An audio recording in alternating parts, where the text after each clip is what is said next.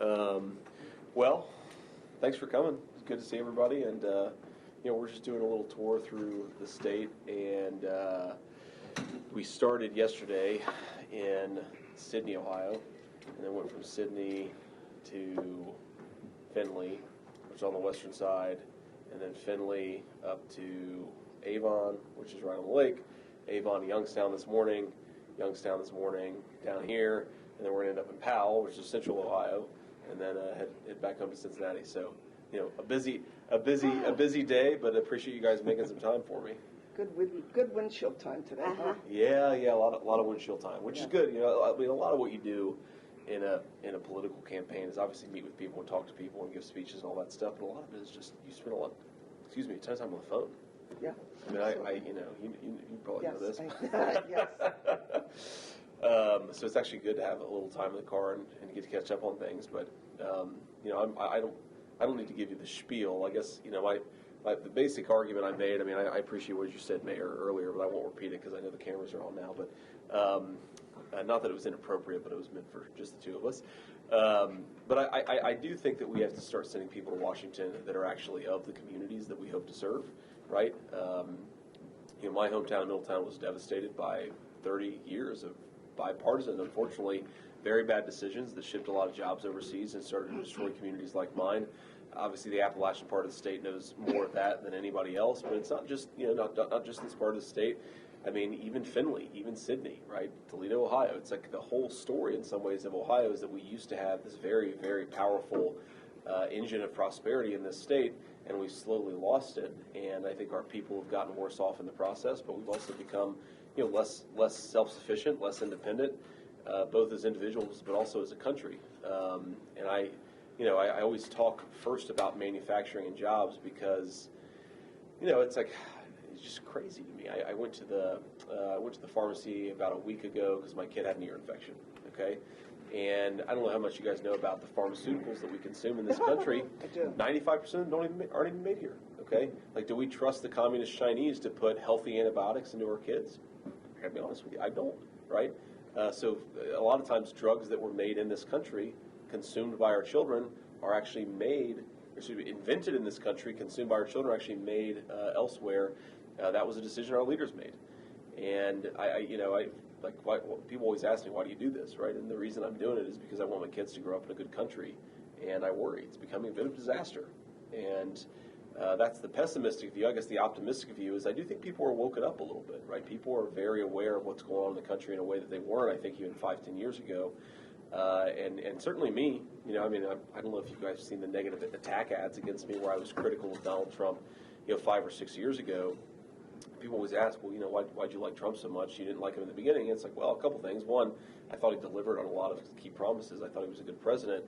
But more importantly, I think it revealed something that was pretty corrupt about the country, right? Because there was, if you'd told me 6 years ago that the FBI would get an illegal wiretap on a sitting president on a presidential campaign, I would have said, that's crazy. There's no way that would happen. But now even the New York Times admits that the wiretap that they got, which started the whole Russia, collusion narrative, was illegal.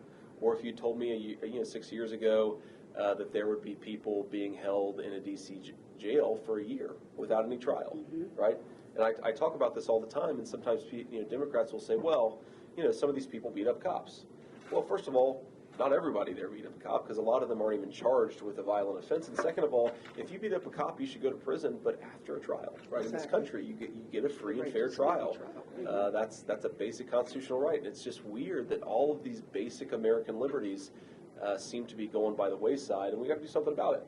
And we're not going to do something about it if we send the same old people. And importantly, I think you got to send somebody, this is my pitch for myself, who's willing not just to go after the Democrats, but is willing to go after the corporate interests that have funded the Democrats over the past decade.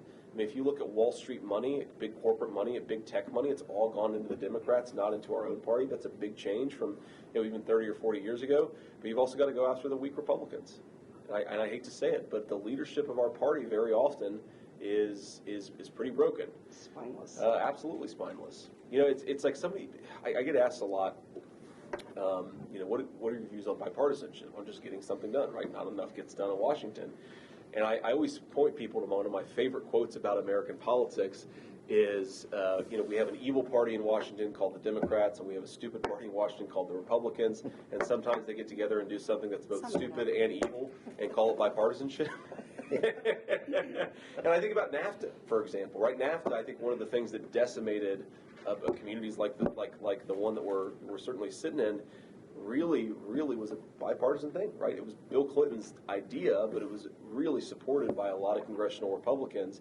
And then I think about some of the good bipartisanship that could happen but doesn't because of leadership. There's this bill right now, and that, I always joke about this. I don't know how active you guys are on social media, but one of these very popular social media accounts is called Nancy Pelosi Stock Picker, okay? Because Nancy Pelosi, it turns out, is the world's best picker of stocks, right? She's gotten rich picking stocks. Like, well, she's a genius, right? And somehow she's the Speaker of the House on one hand, and she's this great stock picker. And you realize it's not because of genius, it's because of corruption, right? What she does is she will invest in a company, and then she will ensure that that company has special privileges. Now, a guy who's endorsed me, Senator Josh Hawley from the state of Missouri, has proposed a piece of legislation that would ban members of Congress from trading individual stocks, which I think is a great idea, right? Why is it that I could go to the Senate and supposed to represent all of you, and then I go and buy a stock and do favors for that company that I have an investment in? That's like the height of corruption. But, and there are Democrats that would go for that piece of legislation as well. But you know who hates it?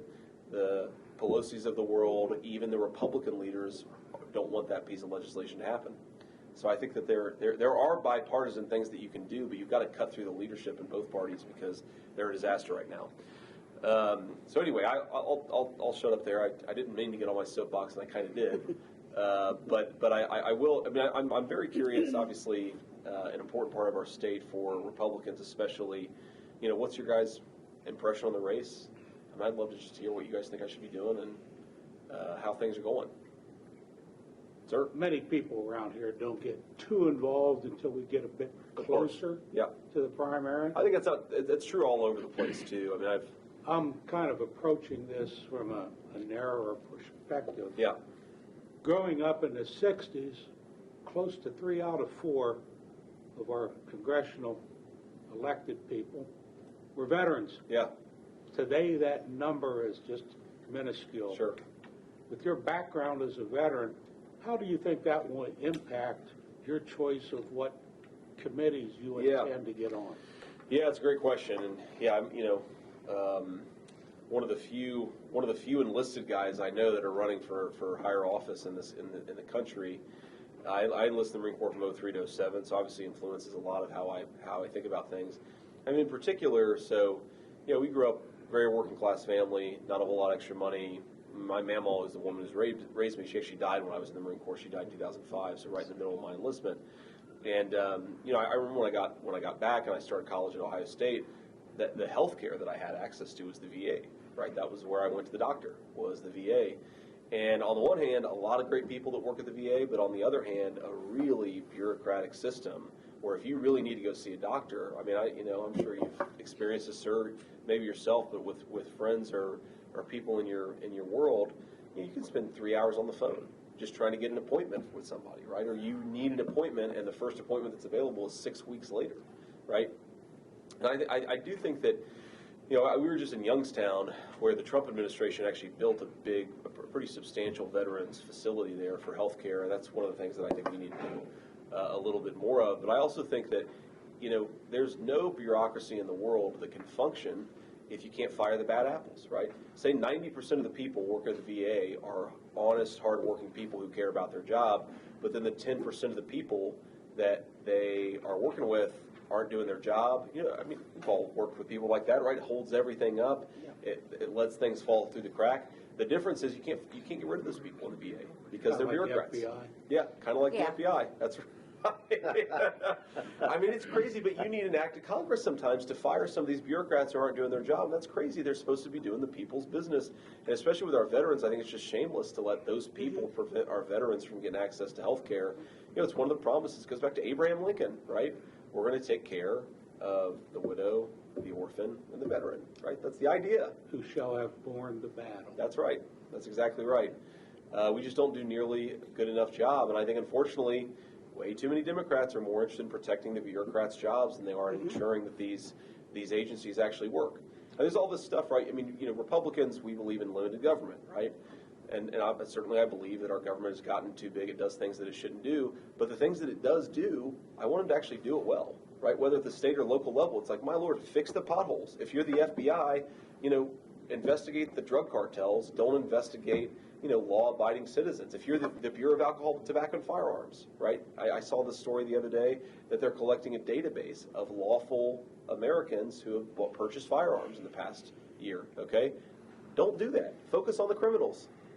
So I'm guessing that you do not believe the biggest threat to this nation is its own people who purchase guns. I do not. In fact, I think that's one of the things that makes us a strong country, right? I mean, I do too. this is look, I love the Second Amendment, and I'm not a huge hunter myself. I go every now and then, but really the Second Amendment is not about hunting, right? The Second Amendment is about having a citizenry such that if we did have some sort of revolution or some sort of violent conflict, you want the citizenry to be able to protect itself in the event of a constitutional crisis. That's why we have it, right? Yeah. And that's why it's important to defend that stuff. I talked to a guy, we did an event this morning in Youngstown, and there was a guy up there who, you could tell, I mean, we've all known people like this. He's a real dedicated sportsman, and he likes to build AR-15s, right? You take parts from different weapons and put them together, and I've got a buddy of mine who loves to do that. My cousin loves to do that. We had the ATF show up at his house 6 years ago. And he told me the story. I almost was like, I can't believe this, but I actually had met this guy before. So the ATF goes through, and they have the serial numbers of every piece of a firearm that he has purchased in his life, and they're asking him to show proof that he did not sell them, that he did not turn them into rifles and sell them. And luckily, this guy, I guess, he's just a very good record keeper. He's like, yeah, I built that for my nephew. I built these 3 for myself. They're down in the basement if you really need to go and see them. But what is the ATF doing, right? I mean, we talk about the southern border being in crisis, and of course it's a disaster. The big things we talk about are the sex trafficking, the human trafficking, and the drugs. There's also a lot of gun running, right? The cartels are doing a lot of gun running. Why isn't the ATF focused on that? Well, didn't we ship a lot of weapons across the border? Yeah, we did. Supposedly to track them? Yeah. Well, we shipped a lot of weapons everywhere, and all of a sudden they end up in the hands of the enemies of the country, right? Afghanistan is about to become the world's biggest arms dealer because we put a ton of weapons there and didn't even try to get them out before we left. That's such a joke. Yeah. Isn't that crazy? Yeah. Yeah. It is, and I'm an Army mom, so Well, thank you. And thank you for your service. My son is a 3-time Iraqi war vet, and when he came back the 3rd time, he attempted suicide twice. Oh, I'm sorry to hear that. And he wasn't successful, thank goodness. Thank goodness. But I happened to be representing my agency in Steubenville when Governor Kasich was in office, and he had his State of the State address in Steubenville. Yeah. And I happened to meet a Colonel Tom Moe there that was in charge of, I think, the Veterans Affairs for the state of Ohio. He was able to link me up with his counterpart in Virginia, who was able to cut through that bureaucracy and get my son in. My son had made a phone call and said it would be 6 months before they could see him. Wow. And I thought, okay, he's either going to be healed from whatever he's going through, or he's going to be dead. Right. That's the only options. Yeah. So, That's just awful. it's very difficult. And our daughter is a CW3 active Army National Guard. Great. She's still has 19 years of service and stuff. So, I mean, that's something that's very near and dear to my heart. And so Yeah, then when sure. I couldn't break through to get him any kind of help, I thought, what are you talking? He's gone there 3 times. Mm-hmm. And if we didn't have people to volunteer to enlist and serve their country, where would we be? Yeah. But Exactly. you shouldn't have had to go through all that trouble to No, get I him shouldn't the have. help. Yeah. I shouldn't That's have. right. No, it's But, shameful. you know, I'm his Absolutely mom, and I shameful. thought, I'm not stopping Yeah. until, Good for you. and when I was sent there to do a press release on that event with Governor Kasich, I thought, oh, this is perfect. You know, I believe in the God incidences, you know, and God winks, yeah. you're put where you need to be, and that's where I needed to be. Yeah, no, absolutely. I believe that too. And I agree with what you say about the Lord, rhinos. how's your son doing? He's doing really well. Good. He's now a network analyst for Capital One's headquarters Oh, in great. Virginia, That's wonderful making a to lot hear, more yeah. money than his mother does. But still going to the VA once a month for counseling Great. and treatment. Great. And he has a disability from being over there. He has permanent hearing loss in one ear, but he will not sign up for any kind of benefits.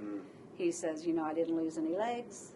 Yeah. You know, I'm not doing that. Yeah. But A lot of pride in our veterans community for sure. there is, Yeah. and you know, he was mortuary support, so He's never spoken one time to me about anything Sure, over there. sure. He's talked to his dad, but swore his dad to secrecy. So, Yeah. And that's okay, because if he doesn't want to talk to me about it, I can only imagine Yeah. how bad it is. So, Sure. I don't think I need to know that. Wow, that's great. I mean, great for you for doing what was necessary to get him the treatment. But you're right, it should have never happened. No, should have been easy. it shouldn't have. My God, look at the the number of veterans we lose every day in this country is shameful. Absolutely. And part of it is because we're not getting them the care they need. That's right. Gotta take One care of of the these guys. important things, particularly in the 26 selected counties in this part of the state, Yeah, is the Appalachian Regional Commission. sure. Are you in favor of continuing that commission should you be elected? Yeah, I'm in favor of continuing it, though I've actually spent a fair amount of time, talking to people who are part of the ARC and involved in it. I do think it needs some reforms, right? We've been basically doing the ARC thing for 50 years, hasn't changed a whole lot. And I think we've learned a lot. Some of it's worked, a lot of it hasn't, and we got to focus on what's actually worked and be willing to sort of cut off what hasn't. But no, I think it's important. I mean, look, the Appalachian region of the country, I think it's, in my view, I'm biased, of course, but it's the most important region of our country culturally, historically.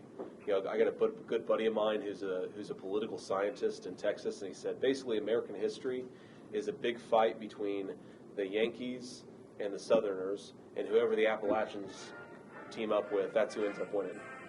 He said that's the story of the Civil War, right? Yeah. More Appalachians went with the Yankees than with the Southerners. But also you look at our enlistment rates, you look at the amount of service that we do as a people, and I think it's just, we got to take care of it. And it's the most beautiful part of our country, I think, by far. It's got the best natural resources. A lot of our energy, a lot of our metals and minerals are here. So I think we absolutely got to take care of it. So the same philosophy with the ARC would generally apply for the long-standing social programs. That's right. To make sure they're effective. Yeah, that's right. Yeah, I mean, some of these social programs are a joke, right? They just haven't worked. I mean, some of them, the incentives are totally jacked up. I mean, the one that I talk a lot about is just the welfare system. People don't realize how punitive the welfare system is for people who want to get married, right? It's like the whole idea that we should want people to get out of welfare, get into families, start careers, right? That's the whole idea, right? We don't want to let people starve to death. We don't want to let people die on the streets, but we also don't want it to become a permanent hammock instead of a pathway to something better. And yet what we often do is penalize people when they get better jobs out of welfare, and we discourage them from getting married, right? We know that's for these. I mean, I know this very personally. I grew up in a very troubled family. The thing that the evidence suggests helps the most is growing up with both parents in the home. Right? Why does our welfare system discourage that rather than promote it? It doesn't make any sense. You're not supposed to talk about this, right? Even Republicans now won't talk about the importance of intact, healthy families. But if we're not going to talk about it, who else will? Yeah, I know. Oh, no, Mayor? you were preaching to the choir when you were talking about your child and getting antibiotics. Yeah. This is my first foray into politics. I had been a pharmaceutical rep for 40 years, and I saw firsthand how important it is to have our manufacturing here. All the pharma companies are in New Jersey where they are paying such horrific taxes. But when I found out during COVID that we were getting antibiotics from China, I mean, I about flipped out. Mm-hmm. It's unacceptable. And my campaign has been try to attract some of these even generic companies. We had Mylan Pharmaceuticals in Morgantown. They've kind of dried up, but we need to get some of these manufacturing plants back here. We've got plenty of territory in Belmont County, and again, we've got manufacturing, we've got people here who would be willing and able and wanting to work, we've got transportation, we've got the airport. Let's bring this home, because it's not going to, we've had almost a perfect storm with COVID as far as bad stuff, and who's to say this isn't just the first of many? We've got to get independent again. Yeah, that's right. I agree with you. I think about maybe the most three important things you want to have control over are food, medicine, and energy. Okay, we've become less energy dependent over the last year. The Chinese control our pharmaceutical supplies and food. They're buying up our farmland. That's what I hear. Right? We're actually, there's no country in the world that would allow its main rival to go and buy up its own farmland. The Chinese don't let Americans go and buy up farmland by the thousands of acres. And it's not just farmland either. It's also, a lot of single-family homes. So there's a friend of mine whose daughter's a real estate agent in Cincinnati. And so she was telling me about how, her daughter, her passion is to get, first families into their starter homes, right? A lot of young couples, a lot of couples where the mom's pregnant with their first kid, and she loves to find those people good homes to start out with. Well, the thing that she's noticed in the past couple of years is that every time she gets a couple that wants to put an offer on a house, there's somebody else from the outside, doesn't even live in the state of Ohio, a representative that wants to come in and pay 20%, 30% more for these homes. And when you follow the paper trail, a lot of times the money behind that is Chinese money. Wow. I mean, it's very scary. Yeah. Trying to get a handle on what they may be planning. Yeah. It's just, it's very frightening. Yes, it is. As a senator, if you're elected, you have a vote, obviously. That's right. To get your word in there. And we see that with all of the senators. But beyond that, what other things can you do to start making some changes and difference in what's going on with all of these issues we're talking about? Yeah. And we can talk about them, but somebody has to go out in public and start speaking, right. and I'm wondering if you could speak to that. Yeah. Yeah, well, I think you got to start breaking some eggs a little bit in D.C., right? This is what, the people that I admire that have done a good job, and I'll be honest with you, optimistic about this because there are more of them. We have more good people in Washington now than we did 5 years ago, right? That is a difference. Now, it's not like we have a whole lot of them, but, 5 is better than 1. And so we're making progress. We still got a little ways to go. But the people who've been effective at it have been willing to challenge the leadership of their own party, have been really willing to challenge the left, and most importantly, aren't afraid of the media, right? Because so much of being a senator is not just voting the right way, but actually persuading other people, right? Get other senators on board, let your constituents know what's actually going on, give people some warning about what's happening. And, if you're not willing to speak up, and if you're terrified of the media calling you, a racist or a bigot or an idiot or whatever name they're going to call you that day, you're never going to do anything, right? That really is what, the Senate is supposed to be. I was talking to a buddy of mine about this who she has worked at the Senate before, and she was like, this, historically, our founding fathers thought that this was the main institution where each senator, two senators per state would have real power and influence, right? They could bring in their own legislation. They could force a vote on things. They could go back to their constituents and say, look, I'm your senator, one of two for the whole state. This is what's going on. But what has happened over the past 20, 30 years is senators, they're unwilling to speak up. They're terrified of running afoul of leadership. I tell this story a lot out there, but it's so crazy. A couple months ago, I came out and said that Republicans should not give Democrats a debt ceiling increase unless Biden withdrew the vaccine mandates.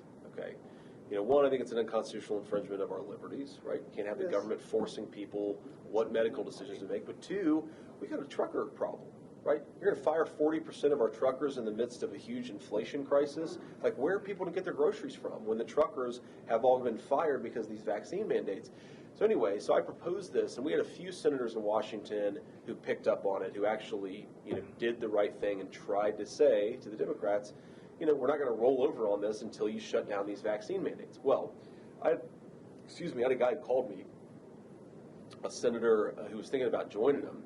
And I swear I felt like this guy's therapist. I never talked to this guy in my whole life. You know how I grew up. I grew up a working class kid, and I think of the U.S. Senate, these guys are courageous, they're smart, right? They're the best of the best. And then you start to talk to them, you realize they're a bunch of scumbags, right? So this guy calls me. I never talked to, 10 years ago, I'd never talked to a U.S. Senator in my entire life, right? And so I'm so honored even still now to have this conversation. And 10 minutes later, I finally am just like, dude, you should just do what you think is right. Right? Even the people, because he's asking me, well, who's going to be mad about it? Who's going to be happy about it? Just do it. You were elected to do a job. Just do something. And even the people who disagree with you will respect you for not being a total coward. And he said, okay. Well, I don't think I'm going to do it, but I'll let you know if I change my mind. And the very thing that he said before he hung up the phone was, please don't tell leadership we had this conversation. Oh, my God. Oh, wow. What a coward. And that's one of your 50 Republican senators in Washington right now. Okay? But it's so representative of what's going on in this country, where a lot of these guys are just a joke. Well, But that's the not best we surprising. have is not even the Republicans. I mean, Manchin and Sinema. I know. I mean, Manchin has got more backbone than 99% I of pray Republicans. for those two daily. I do too. Because, I mean, the stuff that they're going through, because they don't want this Build Back Broke program to come Yeah. in. There's nothing wrong with where we were before Biden was installed. And we were, I was the same way with Trump. Yeah. When he announced his candidacy, I thought, oh, good grief. Donald Trump, you're fired, Yeah. the apprentice and all that stuff. This is exactly what we need. And I thought, you know what? It didn't take me long to realize this was exactly what we needed. Yes. Yeah. We needed It somebody was. who'd never been in politics, Yeah. Yep. who could cut through the chase. And then now Florida is blessed enough to have Yeah, DeSantis. yeah. And I'm like, Yeah. I wish He's they impressive. were all He's impressive. like guy. him. And he's not afraid to stand up. Yeah. And it's a shame, though, that as Republicans, the two people who are making the most noise and standing up are two Democratic senators. Right. Yeah, it's not a good position to be in because every morning the same way I say prayer for the safety of my family, and I say a prayer for Joe Manchin because he's like the thing that stands between us Good and a hillbilly. total disaster. That's right. Good hillbilly. That's right. But actually, Yes. Montana sub per libre. Yeah. Mountaineers are free, man. yeah. And he said today, it's done. Mm-hmm. Good. Good. He's not. Good. He's never. He said, if I can't bring it back and explain it to my people in West Virginia, which I can't do, then He's right. Yeah. that's done. Yeah. He did his job. Well, Democrats used to have. What's so crazy? I mean, agree or disagree with a specific policy, but the Democrats of 30, 40 years ago are just not the Democrats of No. today, right? I mean, like, think of John F. Kennedy. Scoop Jackson. Yeah. Yeah. What was the guy, the wild guy from around here? Trafficant? Jim Trafficant. Can you imagine? Holy Can you imagine Jim Trafficant in today's Democrat Party? They'd kick him out. He'd be canceled. Yeah. One of the things that brings us here today is the fact that you are the Marine enlisted, Yeah. that I look at you as a man of the people, that your ability to be the psychoanalyst perhaps comes from sitting over around a footlocker That's overseas. right. And we appreciate that simple logic of what makes common sense. I appreciate that. Thank you. Thank you. I try to have a little common sense. That's it's hard in politics. Do you remember the commercial that was running for, I think it was for Sprint or Nextel, and it was firefighters, and they were in a pseudo-capitol building setting. And they said, do we need clean water? Yes, okay, done. Do we need I mean, it was just very like, we're done. Mm-hmm. We agree, and, I said we need to send people that have those same values. And in my line of work, I work as the communications officer for the local regional office on aging, and we Okay. cover 9 counties Sure. in Ohio. And so what we have is we've had flat funding from the federal government for senior programs, while at the meantime you've got more and more boomers coming on the rolls Yeah. of needing our services, and less of our kids coming back here to work because there are very few opportunities to do that right now. Yep. And that's what we worry about, those older adults not being able to be taken care Sure. of adequately. Yep. Sometimes they're the first people you think of when a storm's coming. Right. Right. So we've all reached out to them today to see if their needs are being met, if they Yeah. are safe. Yeah, thank But you. at the same time, nobody's looking at the fact that this voting group, these are the people who will go vote in person. They will go when it's raining. That's right. Yes, They they will do. go because they have very strong beliefs. Yep. Yep. And That's that's right. how they've always done it. And, pretty soon the country, Ohio's a growing state. Mm-hmm. So it's shifting. And it's going to, by 2030, it's even going to be worse. Yeah, that's right. Yeah, well, and of course they're trying to. They talked about raiding Social Security to talk, to pay for this or that program, this or that new program. And of course, a lot of our seniors paid into Social Security for 40, 50 years and deserve to actually get something out of it. One thing I worry about. I talk. It's a little in a campaign. You're just trying to drive a few messages, right? So you can't talk about everything. But I've talked a little bit about. You need our Ohio kids, especially in Appalachia, the Middletown Ohio's of the world. You need people to come back home, but you also need. We've got a family problem in this country that we don't do. talk enough about. Not enough children. No. Not we're enough kids. Replicating ourselves. Yeah, that's right. This is a huge crisis Yes, that it is.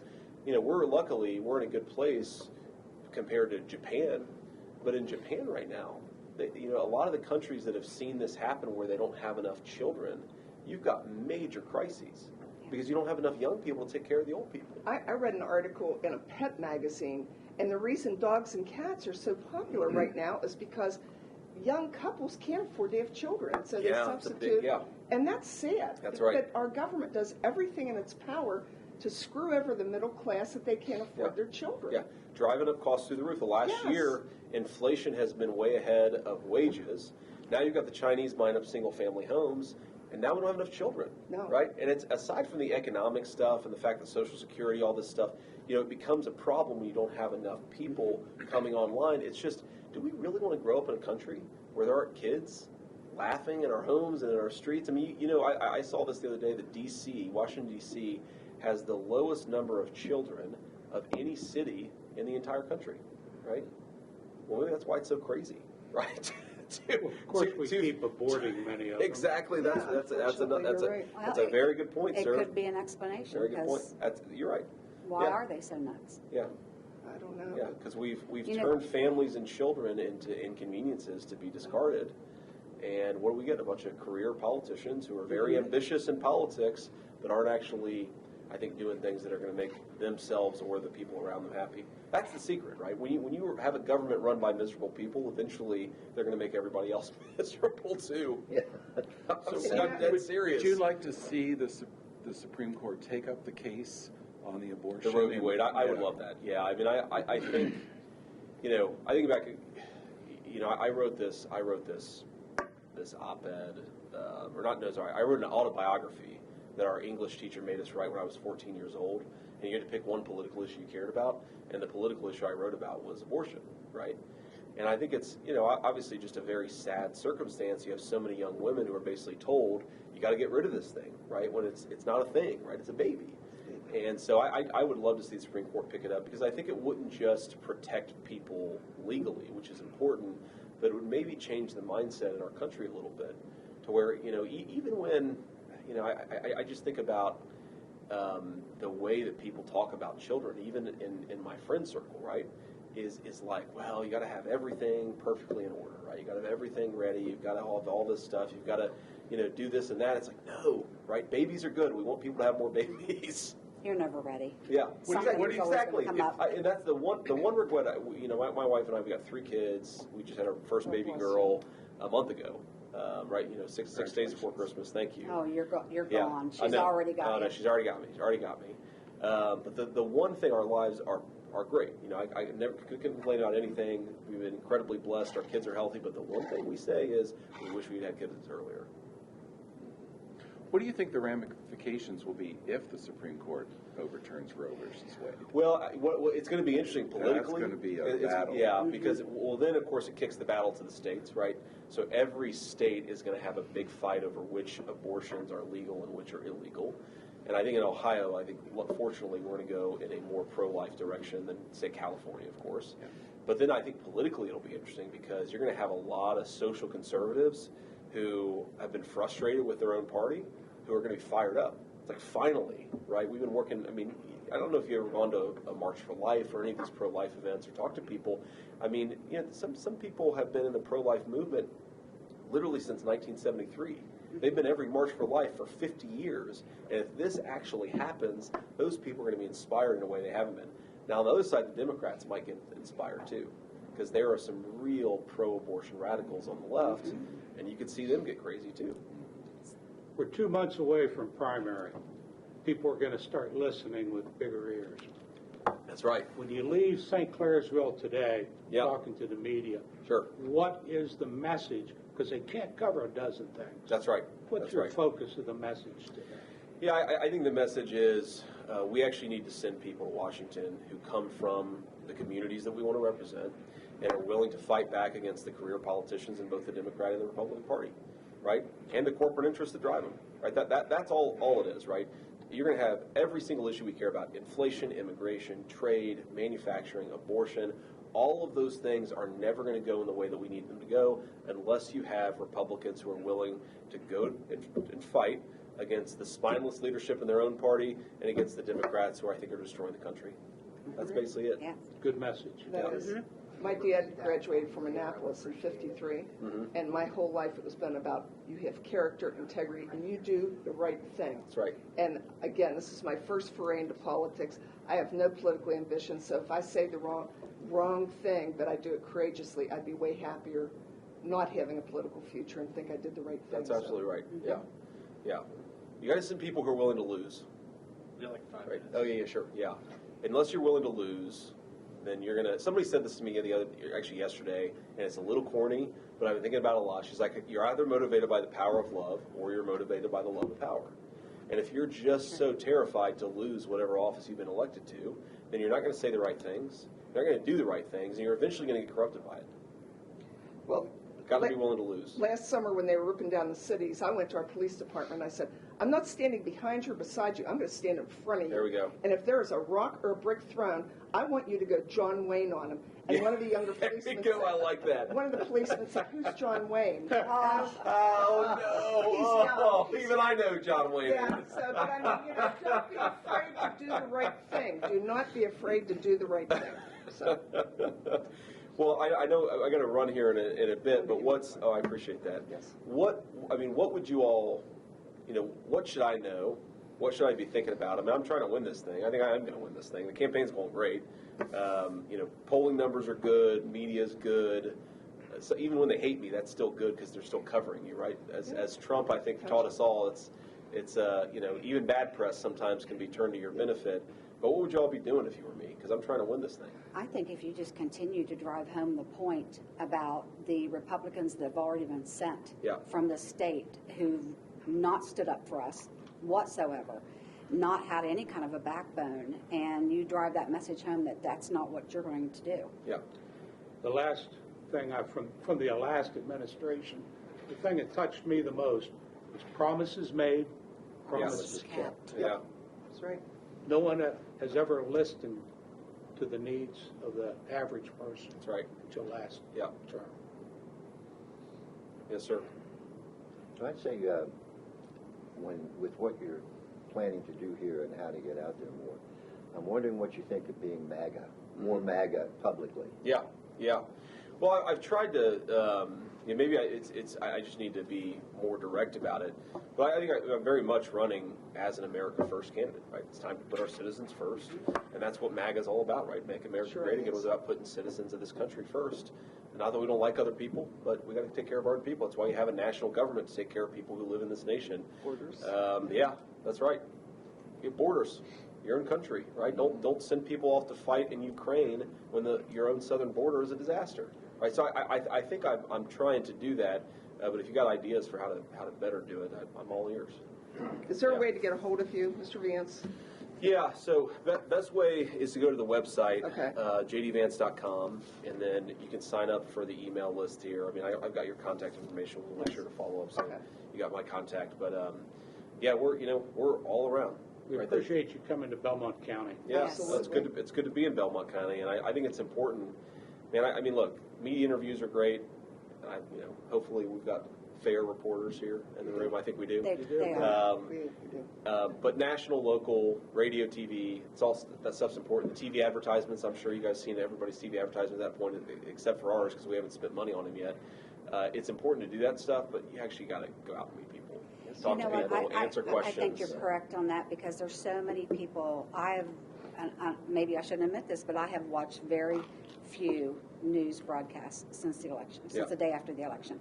I don't want to hear it. Yeah. I will do my own research on things, and so I just don't. Yeah. And so, I hear you. There's so many more people like me that are not going away and are still fed up and still engaged in fighting for what is right for this area, the state of Ohio, and the country. I had an idea, and I'd given it to somebody at a higher level, but we're in such a crisis with healthcare workers. The federal government needs to implement a temporary malpractice insurance and bring back some of these doctors who retired because Obamacare forced them to do EMR, which is electronic medical records, and at the age of 70, they'd rather retire than trying to learn to use a computer. But we've got so many wonderful, courageous, smart doctors out there on the sidelines because you either work full-time, which to them means 60 hours a week, Yeah. or no time. But if there were a national malpractice, you could bring some of these guys back part-time to help with the COVID crisis. We are so short of healthcare workers right now. Our institutions are imploding. Yeah, that's interesting. I like that. We got rid of hundreds of nurses. And hundreds of nurses, but Yes. again, Well, they this is- both need covered by malpractice. We're in a terrible healthcare shortage. Yes. And we're going to fire a bunch of nurses Yes. because Yes. they won't get the vaccine, even Right. though a lot of them already had COVID.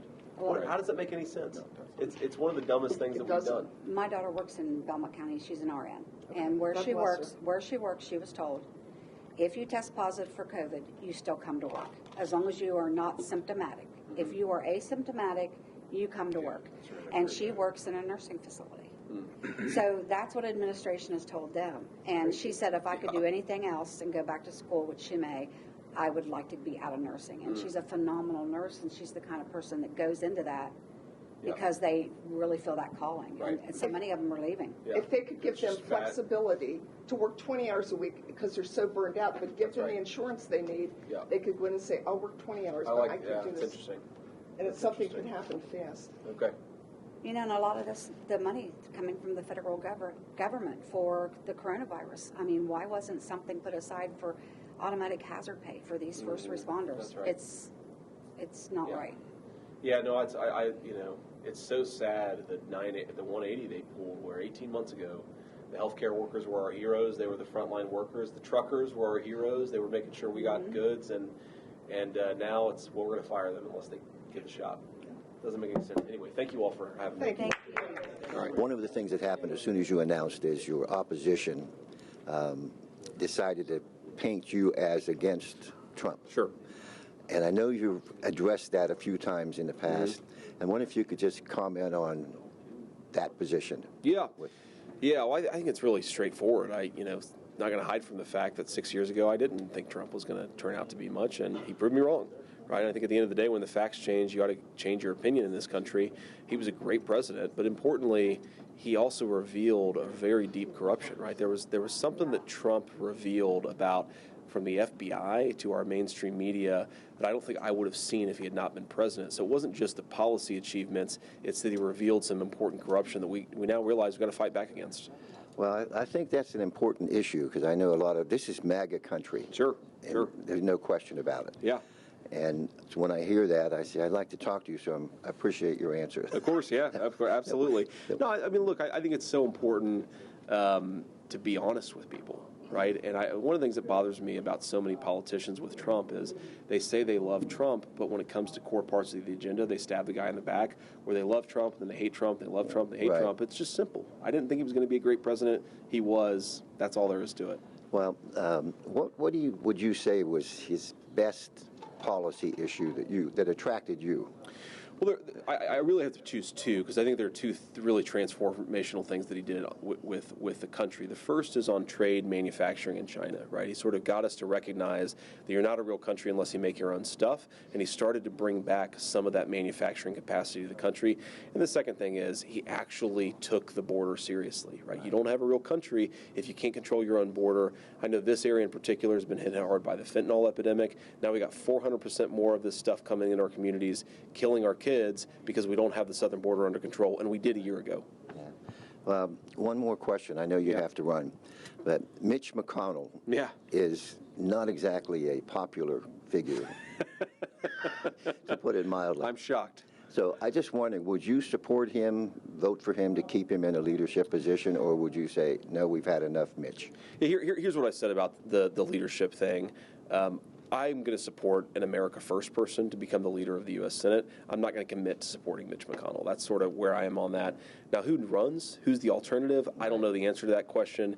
But if you look at this race, there's been one person who's been willing to actually criticize leadership of both parties, and I'm that guy. Oh, well, thank you very much. Yeah, of course. Yeah, thank you. J.D. Vance. Sir, appreciate it. Thank you. Yeah.